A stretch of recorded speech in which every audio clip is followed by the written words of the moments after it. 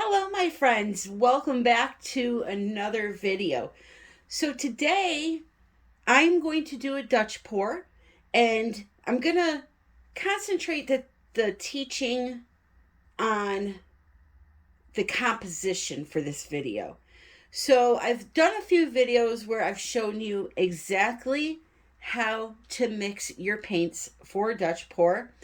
If you need help with that, I will link the video in the description, but just so you know, if you go to my homepage and click on the tab that says playlists, if you click on that playlist tab, a bunch of videos are going to pop up, but they're in categories.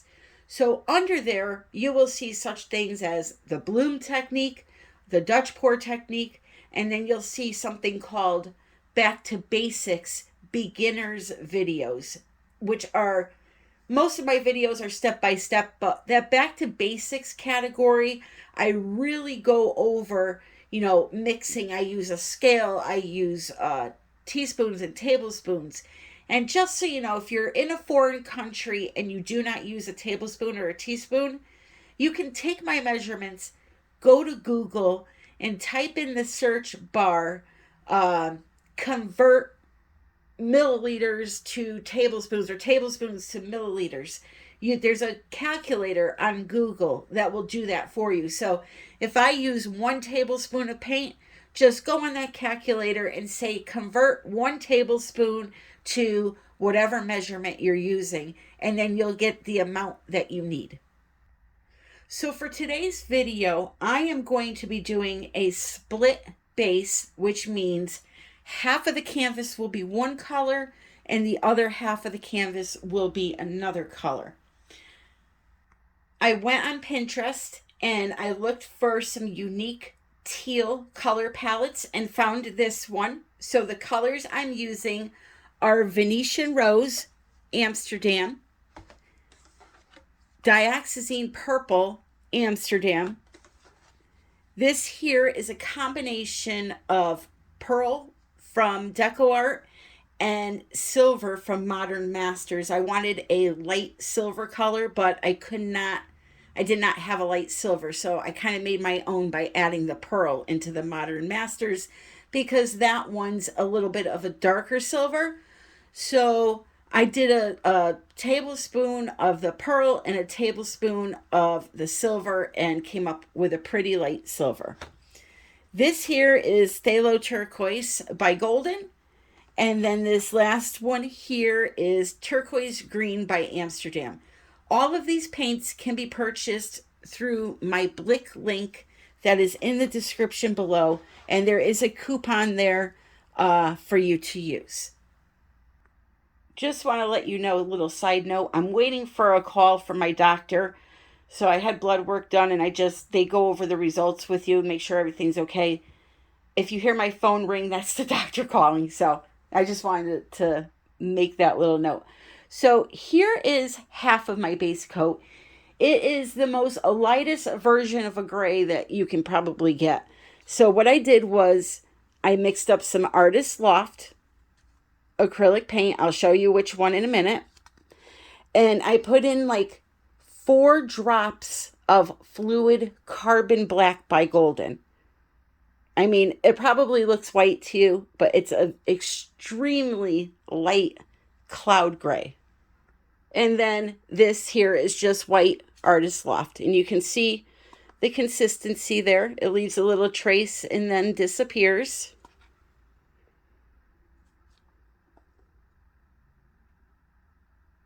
Okay. So this here is the white that I'm using. It is replacing this. This paint here is no longer any good for Dutch pours and swipes.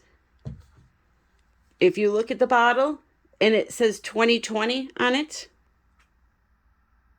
or older, it is no good. They changed the formula, and due to the amount of movement that we use when doing a Dutch pour, using the blow dryer to push the paints around, or a swipe using a tool to pull them through other paints, it is creating excessive lacing. Now, if you're into that look, that's fine.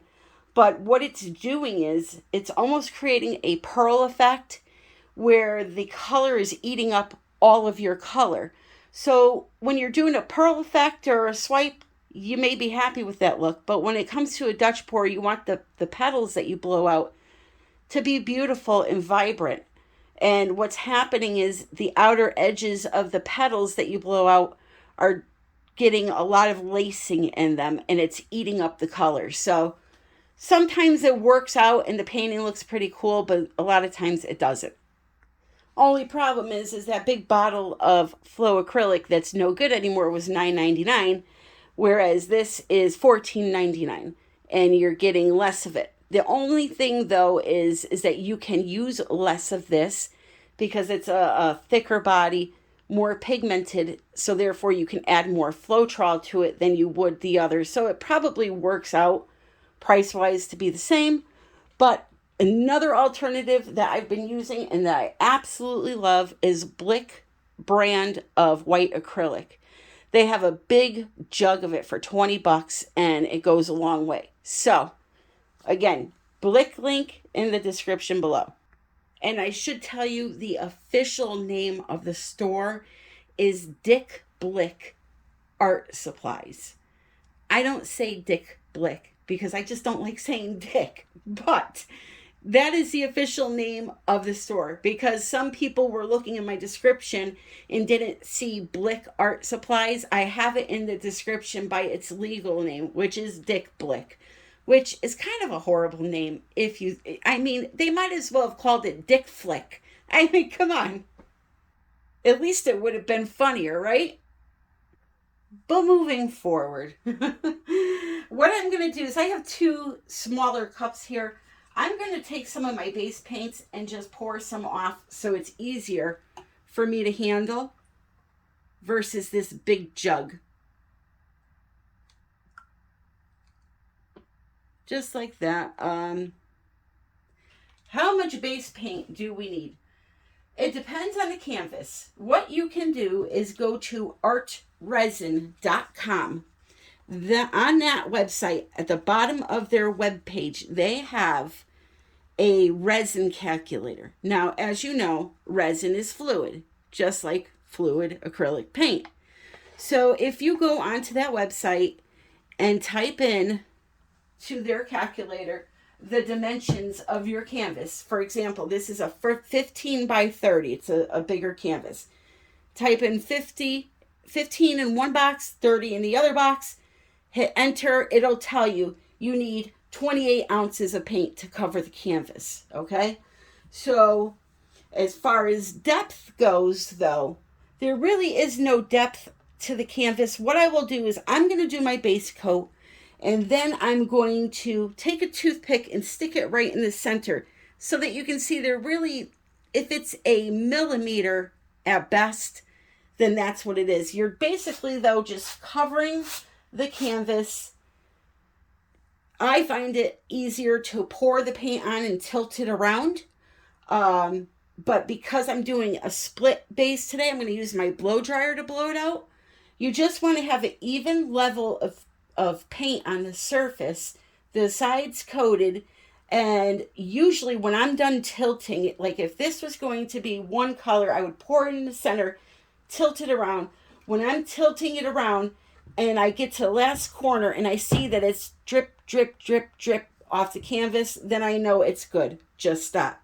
You don't want to leave a big pool of paint in the center. So what I'm going to do is I'm going to do this base coat part on time lapse because it's going to take me a while. I'm going to pour my gray down, blow it out with the blow dryer, same with the white.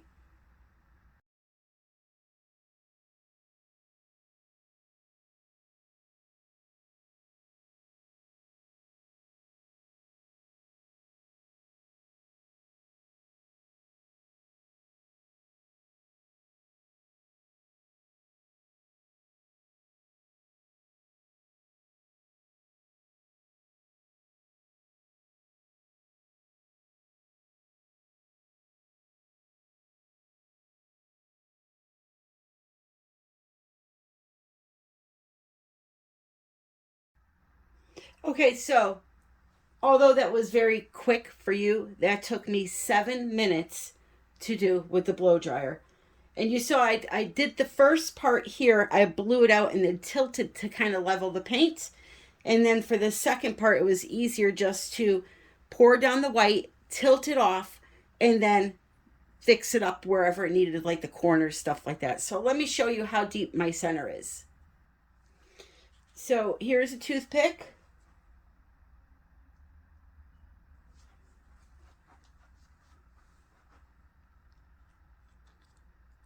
You see that? Literally just the tip. So there is no depth on the canvas. All right. So now when I go to put my paints down for a canvas that's this size, a 15 by 30, you would want about an inch wide line. That's all the colors included. So you want to put down a nice thin line. Now, for this, I put my paints in a bottle. These I get on Amazon. I have them in my shop, or you can get them on Lowly Veffy with the pretty design. I like the Lowly Veffy bottles better, but I don't have any left. I have to get some. So with the Lowly Veffy, you can get a discount too, because I have a discount code. So they end up being cheaper through Lowly Veffy. That link is in the description, but I put them in here so that I can get a nice even line. Now these paints, although in a bottle, will never be used for any other technique but the Dutch pour, because the consistency is for the Dutch pour. I can't use these to go do a swipe or a ring pour or a chain pull or any of those now because the consistency isn't right. If you want to bottle your paints, however, and let's say you have them mixed up for a Dutch pour and you want to do a ring pour, you can squirt some out into a cup and then thicken it up with a little more paint if you had to. So here we go. I'm just going to follow the curve here in the center, okay? And we're going to go just like this.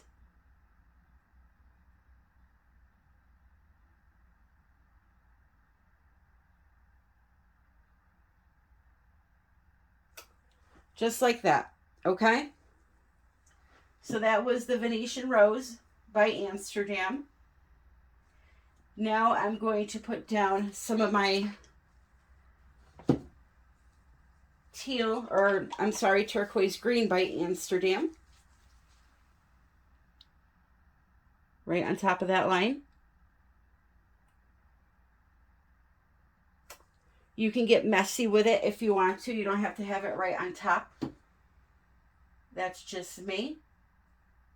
Then I'm going to put down some of my dioxazine purple.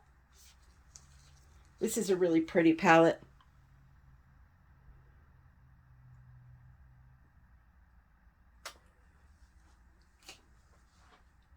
Some of my silver. Whenever you're using a metallic, you always want to sandwich it in between two colors. It works the best that way. Now, one thing I'm worried about using this silver is going to be lacing it again, because the Modern Masters, I could tell, has some type of an oil base in it by smelling it. So I got to be careful here. Hopefully it doesn't ruin the whole painting, but we shall see. And the pearl from Deco Art has oil in it too. So sometimes when oils mix, they cause issues. All right. So there's that one. And I can tell that it's going into the silver a little bit. Like all of the colors were fine until I put that silver down. So hopefully we won't have a travesty here. So I'm going to add a little more pink in.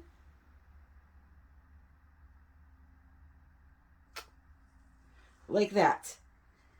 So if you just want your Dutch pour to go down the center of the canvas, you can stop where I had stopped with that thick line in the center. But since I have all this negative space, I would like some of it to flow into those areas also. So therefore, you want to make some little extensions off of the main path, which you see me doing here. Now, instead of having just one fan-like composition in the center, I'll be able to blow off of that path and fill it in a little bit more. You don't have to make multiple extensions either. You can just do one and blow it out that way. So now we're just going to torch it quick, and then we are going to be ready to go. Hold your blow dryer upside down. It will help you so much when it comes to controlling the paint and where it goes. You'll be able to glide that paint over the surface versus aiming it straight down into the paint and churning it up. It can make your colors look muddy. So always hold your blow dryer upside down. And if you can use a blow dryer that has a rectangle shape concentrator on the end, like you see me using here, it helps with the pattern. It helps the edge look nice and fan-like. These remind me of a betta tail, like a betta fish. That's what the Dutch pour reminds me of. So those are just a couple of tips to help you with your composition. Here is a close-up so you can see how I'm aiming the air at the colored paint only and sliding it over the white surface. So guess what? It's actually coming out amazing. I'm getting just the right amount of cells, so fingers crossed it continues to go well. Love the palette. I'm going to tell you I was blowing on low that entire time. All right, and now I'm going to do the second half. I turned the canvas around. Very important. If you have short arms like me, turn the canvas around. Do not try to struggle to reach the other side.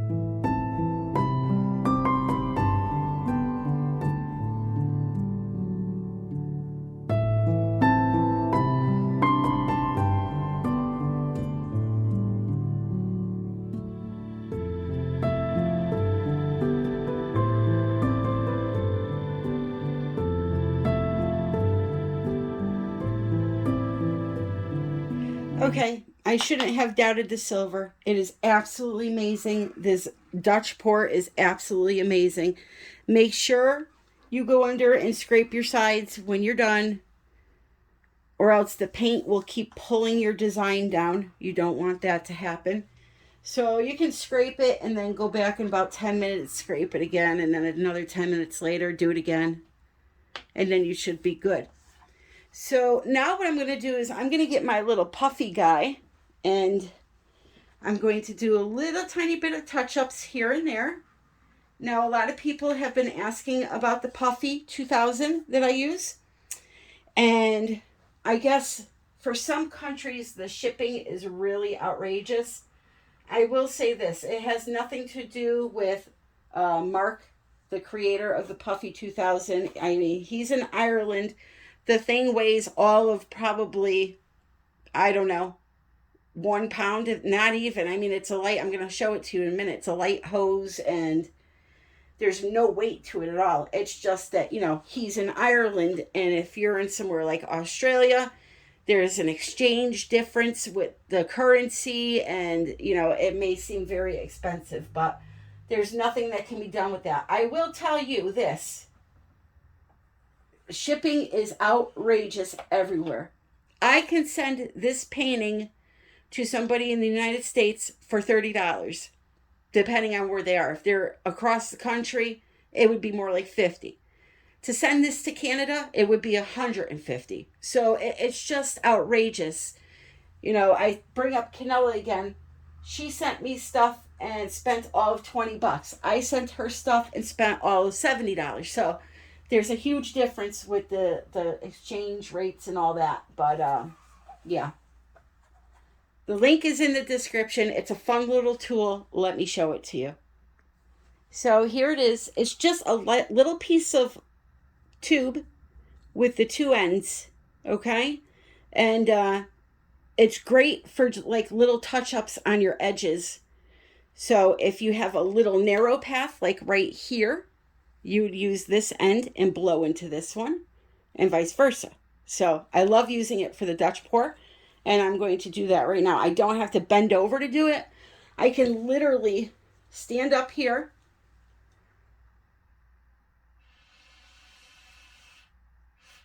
and blow. Don't put your tool in it like I just did. And just stand up. You don't have to bend over, which is why I like it. Saves all my shirts.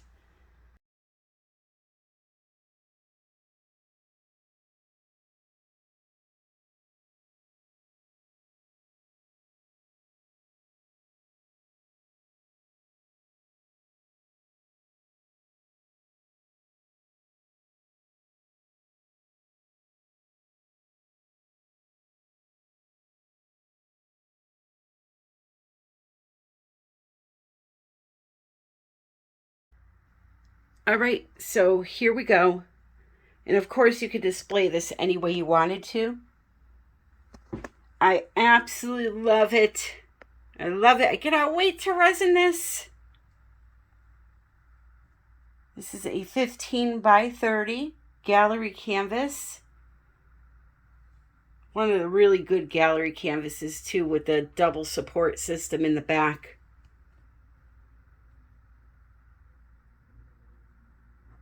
I absolutely love it. I love it. Let's give you some shine here. See what we got going. I don't know if you hear that digging noise. That is my cat trying to get in here. It's lunchtime. This is going to be really, really pretty once I resin it. So I want to thank you for joining me. All the links for my Amazon shop, Dick Blick Art Supplies, social media, all of that jazz. It's in the description below. I'm on TikTok. I'm on Pinterest. I'm on Instagram. I'm on Facebook. We have a Facebook group, United We Pour, Fluid Art Group. Come on over and join us there. Share your Dutch pour, your unique Dutch pour palette with me. I would love to see it. And if anybody's interested in this painting once it's dry, it will be for sale. 15 by 30 with 2 coats at least of resin. And like I said, you could display it this way. You could display it the other way. Whichever way your heart desires. I want to thank you for subscribing to my channel. I just hit 84,000. I'm only 16,000 away from 100. So thank you for everybody that has been subscribing. I truly appreciate that. And until the next time, my friends, I love you all and happy pouring.